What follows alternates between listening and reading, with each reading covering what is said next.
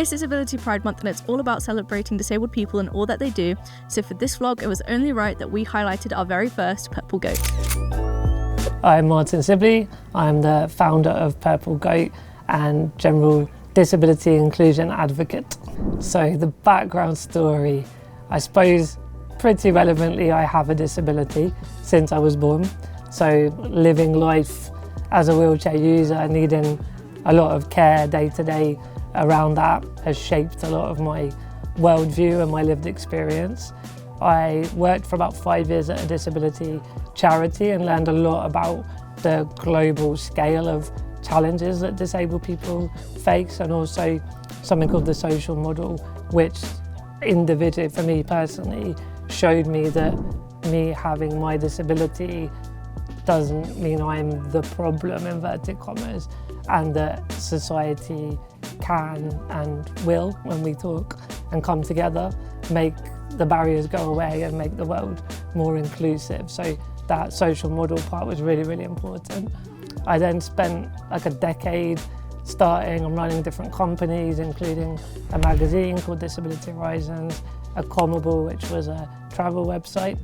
And then, I was generally beavering away in the kind of disability inclusion world, but also this entrepreneurial world as well, and came across the notion of how influencers can be really powerful to work with brands in general for advertising objectives, but also how that could create a lot of positive change around representation of disability in media, in marketing, giving role models to younger disabled people.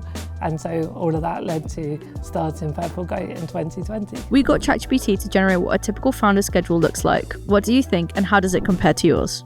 I think that some of the themes are broadly correct. Like, I do personal development, journaling, I have breakfast, I go to networking things, I do deep work and lots of meetings. I think I'd be interested what the average age of that kind of founder would be.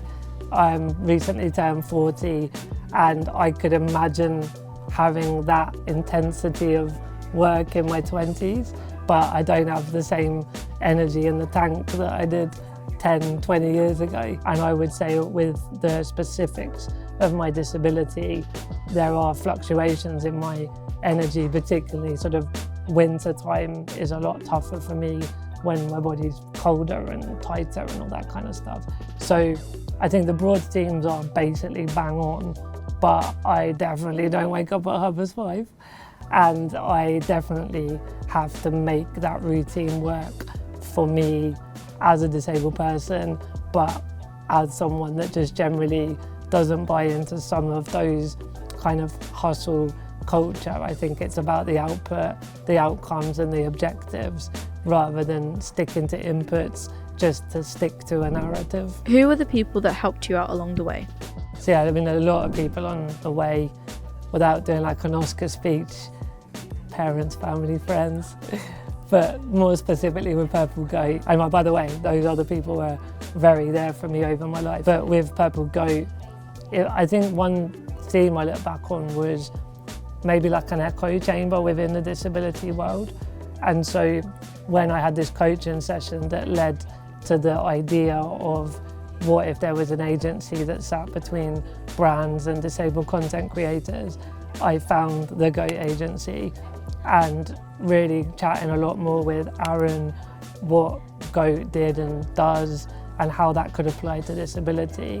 We are launching Purple Goat as of today. We've been briefing our teams on it for the past couple of weeks and getting them up to speed and everything that's going on. So what is Purple Goat? Purple Goat is a marketing agency in a similar guise to the Goat agency. The big difference is it's targeted at one community, one big undervalued community, and that being the disabled community. A big opportunity for us to make some changes in the world.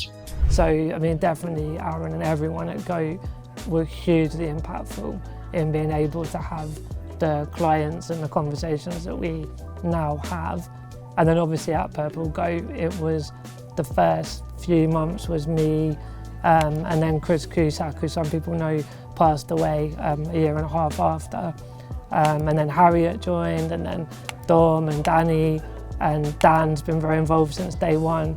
and the 5 of us are the senior management team now. Obviously Dom, particularly when I had a bit of health challenges a couple of years ago, was phenomenal, being able to step up and step out and like take those sort of bigger meetings with clients and media, and he's a good friend, as we're all close friends I think in general, but I've known Dom a long time, and it was amazing to finally get to work with Dom as well.